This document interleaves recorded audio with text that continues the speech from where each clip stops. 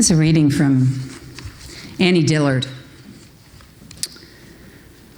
The silence is all there is. It's the Alpha and the Omega. It is God's brooding over the face of the waters. It is the blended note of the 10,000 things, the whine of wings. You take a step in the right direction to pray to this silence and even to address the prayer to world. Distinctions blur. Quit your tense. Pray without ceasing. Annie Dillard. Only a week ago it was Thanksgiving. In some ways, these past 2 weeks, for those of us who have been awake, whose hearts have been awake, has felt like a year. But on Thanksgiving, our family, what there is of it together, this is my nuclear family. We say grace. That's an interesting thing in a family. But even though only my branch of the family is the only official Unitarian Universalist part, the trunk of my part of the family and the other branches are not really the praying kind. In fact, correct me if I'm wrong, little sister, but I don't ever remember us praying growing up. But we weren't official atheists either. We just didn't pray. Not even at Thanksgiving. But my daughter, Marjorie, some of you have met her. She's a senior in college, okay? What would you expect? She offered up, and she's a preacher's kid. She's a UU preacher's kid. She offered up a lovely UU-like prayer. It had addendums or addenda. English teachers, they're both correct, okay? I looked it up. I Googled it. I'm an English teacher. I wasn't even sure if it was addendums or addenda. People began to chime in on the addenda.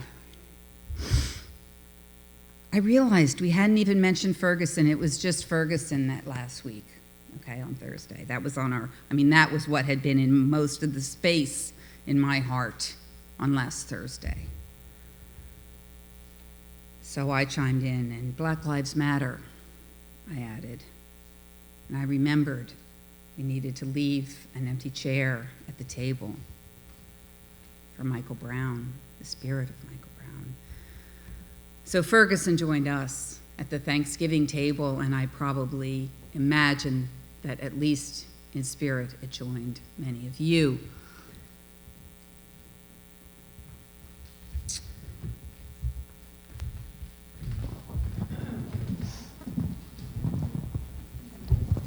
So today is the first day of Advent, and though I don't like to make religious posts, we cannot ignore that the gift-giving holiday of Christmas began as a day to celebrate the gift of a child.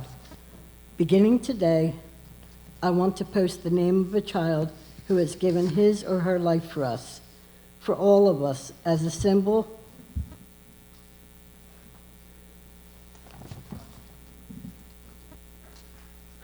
to us to love and respect and honor all of life, all love, and all human beings. Today, I begin with Michael Brown. I want to thank his mother for giving the gift of her body as his first home, and his father for continuing to show us what it means to love a child, even after his death. May we all look into the eyes of another human being today, no matter what color their skin, and see the gift that they offer with their life. Julie Stewart.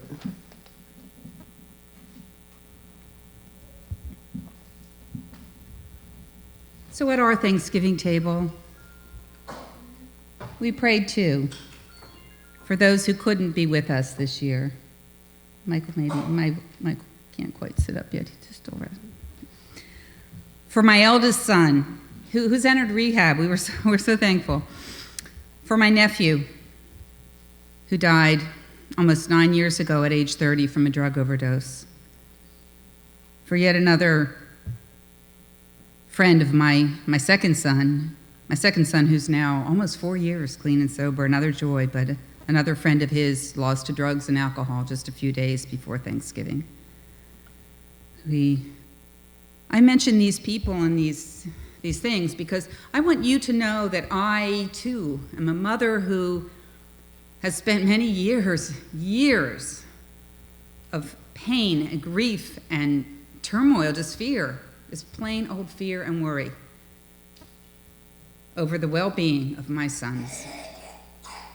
I have done funerals for suicides and overdoses of young men in my congregations. I have gone to the home of a mother whose son just shot himself in the backyard while the residue of his act was still on the ground, and comforted her. I've held wailing mothers in my arms at all hours of the night. Yes, I know, many of you know, we know at some level the horror of loss and grief that a Black mother who loses her son feels. But, I realize this. I am a middle to upper class, educated white woman. No. The fact that I have a great-grandmother who was a Native American does not give me the right to say I am a person of color. Look at me. I'm white. I have sun damage. I am white. I cannot say I go around, I'm a person of color. I have never once worried that my sons or their friends, the ones who are not persons of color, would be stopped, harassed, accused, jailed, or killed because of their race. This is white privilege, and I think so many of you, I know so many of you, because I'm coming to know you, have done this work. So I will not go on about that today. You have done it, and you are going to continue to do it.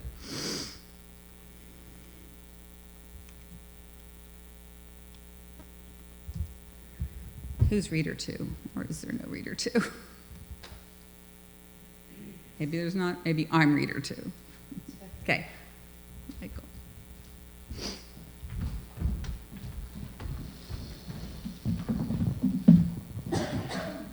Until white people are ready to relieve themselves of an all-consuming belief in a colorblind legal system, ready to recognize the violence at the core of the ideology of whiteness, which is, I hope you hear me saying, different from calling all white people violent, ready to adopt a new framework, we can't talk. We can't talk because y'all can't hear me. To remix the words of Trayvon's mom, since you can't hear us, we will make you feel us through our protests, through our acts of civil disobedience, through our stoic forces that refuse you the comfort of our smiles. And in the words of Notorious B.I.G., if you don't know, now you know. Brittany Cooper. Understanding white privilege has been a slow and fitful journey for me. It begins with my childhood right here in South Jersey with a father who was not Archie Bunker. My father was not Archie Bunker. Nothing like Archie Bunker. So when I saw Archie Bunker on television as the racist person, ha ha ha, I didn't see my father. So it's hard to identify my father as a racist. He was educated, he was a classy man. He was wonderful in so many ways.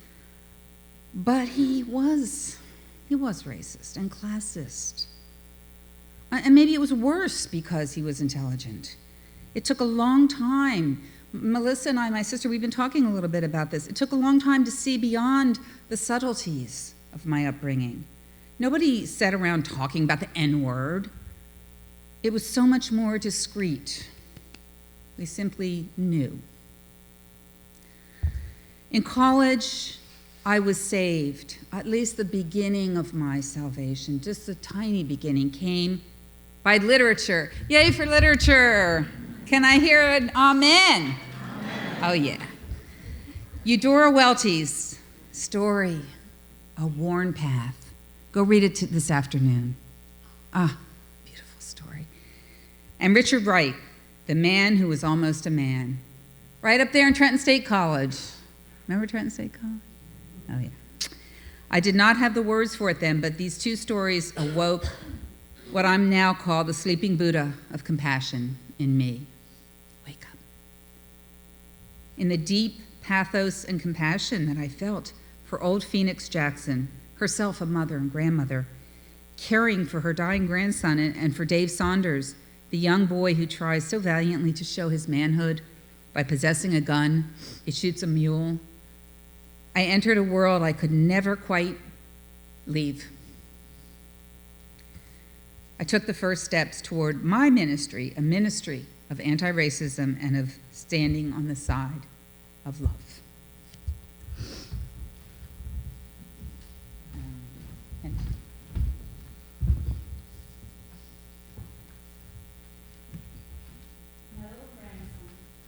Up there in the... Whoa. Just begin again, Kelly. Okay. My little grandson.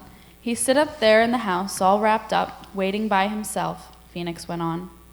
We is the only two left in the world. He suffer, and it don't seem to put him back at all. He got a sweet look. He going to last. He wear a little patch quilt and peep out, holding his mouth open like a little bird. I remember so plain now. I'm not going to forget him again. No, the whole enduring time, I could tell him from all the others in creation. All right. The nurse was trying to hush her now. She brought her a bottle of medicine. Charity, she said, making a check mark in a book. Old Phoenix held the bottle close to her eyes, then carefully put it into her pocket. I thank you, she said. It's Christmas time, Grandma, said the attendant. Could I give you a few pennies out of my purse? 5 pennies is a nickel, said Phoenix stiffly. Here's a nickel, said the attendant. Phoenix rose carefully and held out her hand. She received the nickel and then fished another nickel out of her pocket and laid it beside the new one. She stared at her palm closely, with her head on one side. Then she gave a tap with her cane on the floor. This is what come to me to do, she said. I going to the store and buy my child a little windmill they sells, made out of paper. He gonna find it hard to believe there's such a thing in the world. I'll march myself back where he waiting, holding it straight up in this hand. She lifted her free hand, gave a little nod, turned around, and walked out the doctor's office. Then her slow step began on the stairs, going down. And they say English degrees are useless. Years passed. My sons from my first marriage were born into a mostly white world. I saw and heard things, though. In my second marriage, one thing I cannot forget is that one night, my second husband, my now husband, sometimes I call him my current husband, and he's like, "Are you planning on having more?" My current husband and I ran out at midnight. Marjorie was a baby, so 20 years ago. We ran out at midnight to do holiday shopping at Toys R Us down in Winchester, Virginia, while the baby was sleeping and the oldest boy, about 12 or 13 then, he was, in charge. There was a security guard who waved us on through with our huge cart full of packages, okay? But stopped and searched the bags of the couple behind us. Only difference? They were black. It just hit me. It was such a moment, like, okay, wow. Wow. Just multiply that by millions of times. And it happens, every African-American person can tell you it happens to them every day. But it still didn't have this, like, a context for what I saw, a frame. I didn't have a frame. It was not until a Unitarian Universalist minister serving my first congregation that I was awakened again to my privilege.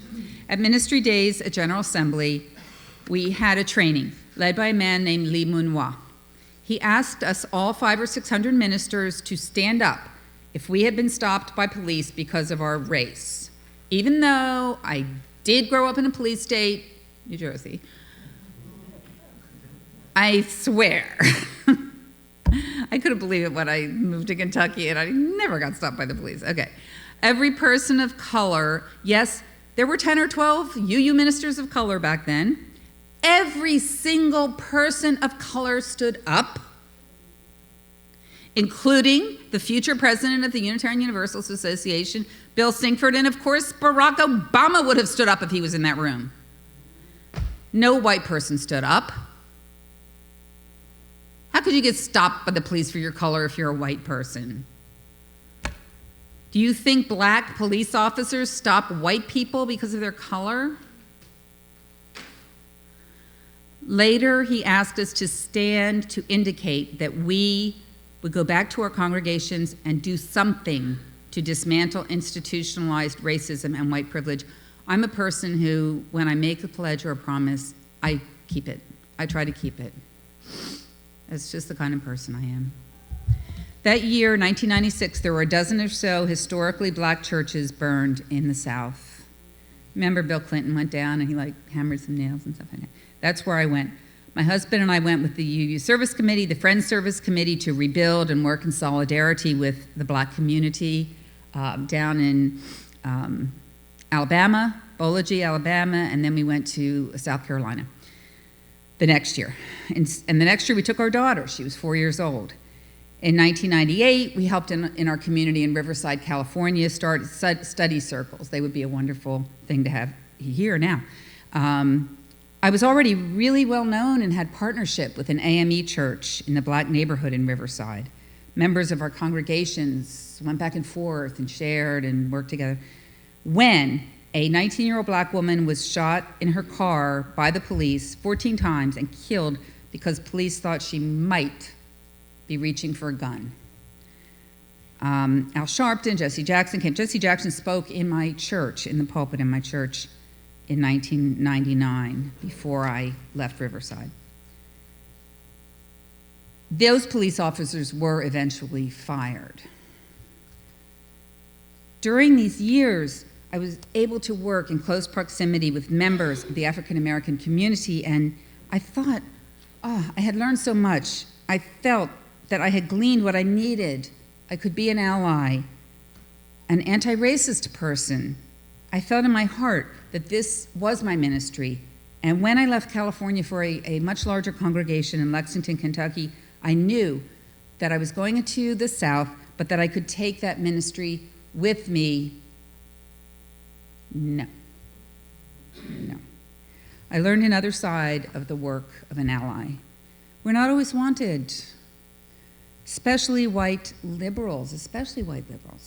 There in Kentucky, historically black churches were led by clergy who did not acknowledge women as ministers, far less Unitarians. I sat on committees, I volunteered for committees, I rubber-stamped decisions that were made in back rooms somewhere else. I got polite disdain. We did volunteer. We volunteered at homeless shelters, we volunteered at an African cemetery, wonderful opportunity, but we went down to Biloxi 4 times, after Katrina, and built houses, but we never made inroads in the black community in Lexington.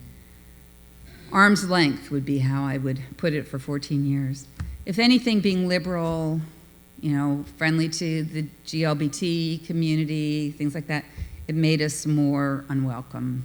So it was very hard. So I was somewhat prepared this week as I read every word I could find about Ferguson and Michael Brown, and then this week, of course, about New York City and Eric Garner, to encounter leaders in the black community writing things and saying, "Dear white people, we don't need you coming down here. Stop putting your white hands up. Stop taking selfies at the protests. You look ridiculous, wearing hoodies and carrying bags of Skittles. It's not about you. This is our thing. You and all the white race who have said and done nothing but sitting back and enjoying your privilege have helped create this. Oh, and addendum, you can't call yourself an ally. That was the one that really hurt me. You can't call yourself an ally. You must be named an ally by a person of color. But I sat with that. I breathed, I breathed it in. Yes, I get that. I get that. You can't go call yourself, I'm here, I'm your ally. Taking selfies. I'm here, black person stand next to me. That must get old. That's got to get old, That has to get old. But that was last week. And I think there came a shift this week. I felt it. I saw it. I heard it. I almost lost heart, you guys. I really almost lost heart with that. I was like, oh, I don't know. I don't know what to do.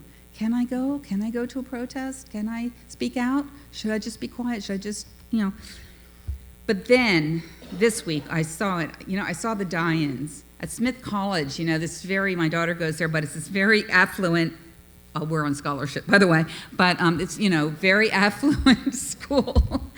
Don't cut my pay, we're on scholarship. But very affluent, yes, they have persons of color, but, the die-in, mostly white,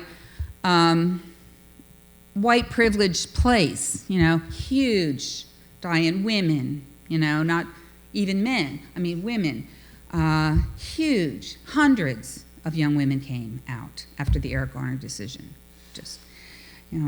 At Appalachia State University. This is Appalachia. These are white, lower socioeconomic people. Appalachia State University. Frank X. Walker put that up on his Facebook. He's our poet laureate